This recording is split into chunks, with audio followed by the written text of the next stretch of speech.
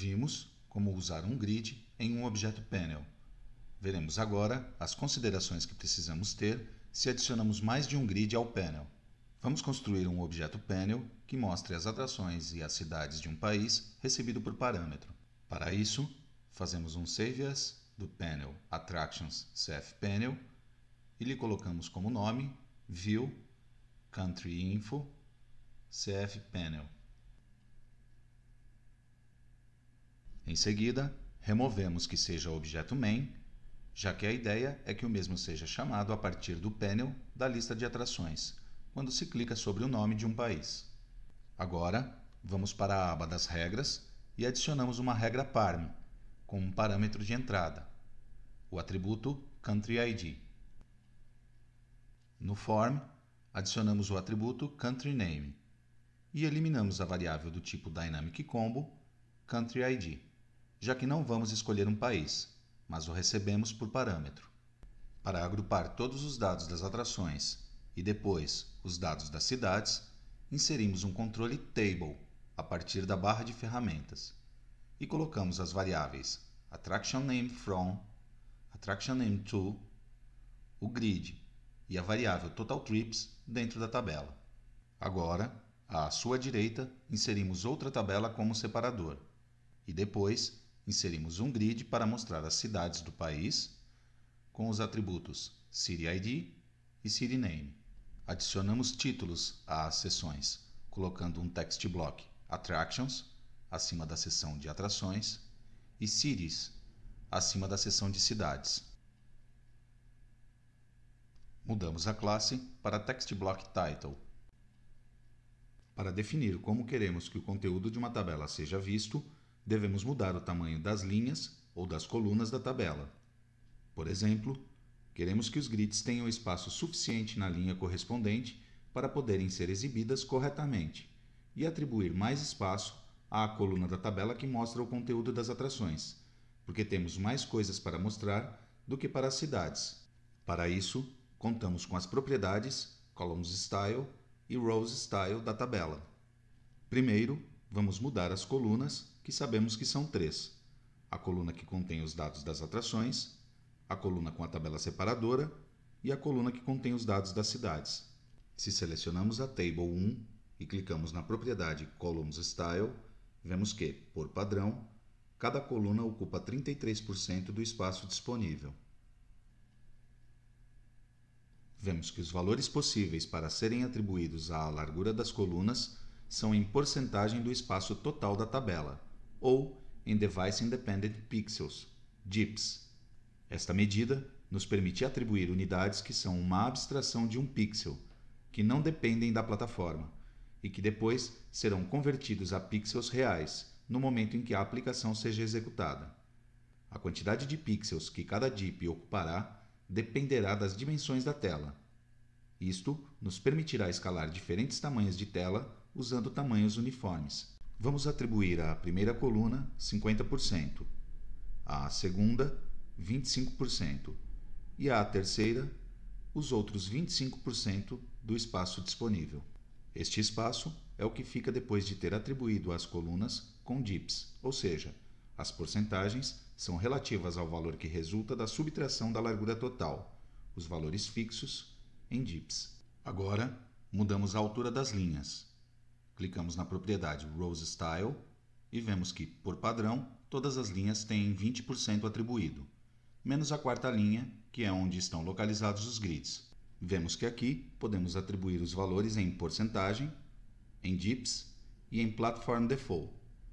Este último valor difere de plataforma para plataforma e para uma mesma plataforma também depende do conteúdo da célula. Vamos atribuir esse valor a todas as linhas, exceto à linha 4, onde estão os grids, que atribuímos que ocupem os 100% que fiquem disponíveis. Se clicamos com o botão direito para ver a navegação do objeto que construímos, vemos que na janela de Output aparece um erro, e se vemos o erro na lista de navegação, nos diz que o evento Load não pode ser programado se temos múltiplos grids. Se vamos aos eventos, vemos que ainda temos programado o evento Load como o tínhamos no objeto original.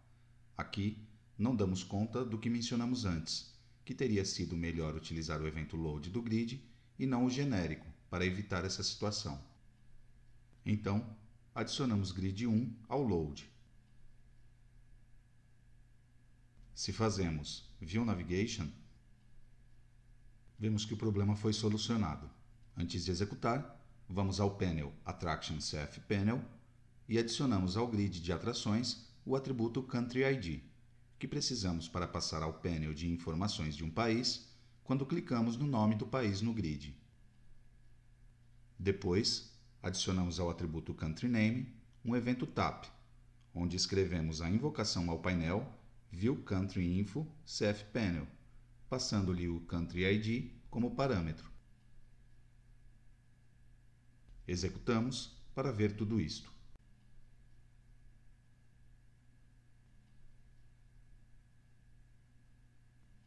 Se clicamos em France, abre-se a informação do país França, mostrando-nos as atrações com o total de viagens de cada atração e o total global de viagens para a França, e à direita, as cidades desse país. Se vamos à lista de navegação, vemos que agora há uma entrada Level Detail para o grid 1 e outra para o grid 2. Para o grid 1, vemos o acesso à tabela Attraction e a navegação da fórmula que vimos quando implementamos o painel Attractions CF Panel. Se vamos ao nó correspondente ao grid 2, vemos que o grid está acessando a tabela Country City para mostrar as cidades e que está filtrando por Country ID pelo atributo que se recebe na regra PARM. De forma similar aos totais que mostramos para as atrações e o filtro por nome, vamos mostrar a quantidade de atrações que cada cidade tem, o total de atrações do país e vamos adicionar um filtro por nome de cidade. Na aba Variables, criamos uma variável Attractions, outra Total Attractions e outra City Name. Agora, adicionamos a Attractions ao grid, ajustando sua propriedade Label Position em None. Em seguida, adicionamos Total Attractions abaixo do grid e a variável de filtro City Name acima do grid de cidades. Vamos adicionar ao grid a condição necessária para o filtro. Antes disso, aproveitamos para atribuir a propriedade Base Transaction em country.city. Agora sim, clicamos em Conditions e escrevemos a condição de filtro utilizando o operador like, já que não filtraremos por faixa de nome, mas por um nome parecido. Em seguida, adicionamos o evento grid2.load, onde carregamos a variável Attractions com uma fórmula count com o atributo Attraction Name. Como a tabela base do grid é Country City, a fórmula contará somente as atrações da cidade correspondente a cada linha. Para calcular o total de atrações, pelas mesmas razões que fizemos quando calculamos o total de viagens, escrevemos o evento grid2.refresh, no qual programamos um for each sobre a tabela de atrações, para contar as atrações que ficarão filtradas pelo atributo do identificador de país recebido por parâmetro. Se vemos agora a lista de navegação do painel no nó Level Detail Grid 2, vemos a navegação do for each para a tabela Attraction e mais abaixo a navegação da fórmula Count sobre a tabela Attraction. E aqui vemos o filtro que adicionamos por Country Name. Executemos nosso objeto main, Attractions CF Panel, para ver o que fizemos. Clicamos novamente em França e agora podemos ver o total de atrações de cada cidade da França e o total de atrações do país França. Já vimos que ao ter mais de um grid no painel, devemos usar o evento Refresh e Load de cada grid. Mas ao ter adicionado estes eventos, surge-nos a questão de qual seria a ordem de disparo destes eventos em relação aos eventos próprios do objeto Panel. Ao executar o objeto Panel pela primeira vez, a ordem de disparo de execução dos eventos será: primeiro, o evento Start, apenas uma vez. Em seguida, o evento Refresh genérico, ou seja, o evento Refresh próprio do panel. Depois, o Refresh do primeiro grid e depois, se este tem tabela base, será executado o evento Load do grid tantas vezes quanto registros se recuperem da base de dados, filtrando os registros que correspondam. Se não tem tabela base, então é executado o evento Load do grid apenas uma vez, e se for um grid baseado em um SDT, não executa o evento Load. E depois, o mesmo com os eventos Refresh e Load do segundo grid. Havendo mais de um grid, o comando Refresh também deve ser especializado para indicar qual grid quer atualizar. O comando Refresh genérico, o que tínhamos visto quando o usamos no painel Attraction cfPanel, faz com que se executem o Refresh genérico e o Refresh e Load de cada grid, ou seja, tudo menos o Start.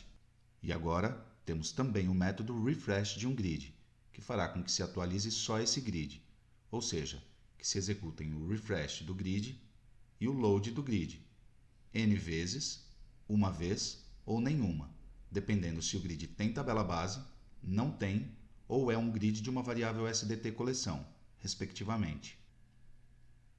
Neste vídeo, vimos como podemos trabalhar com múltiplos grids em um objeto panel, neste caso, com grids paralelos, e as considerações que temos que ter na invocação dos eventos de cada grid.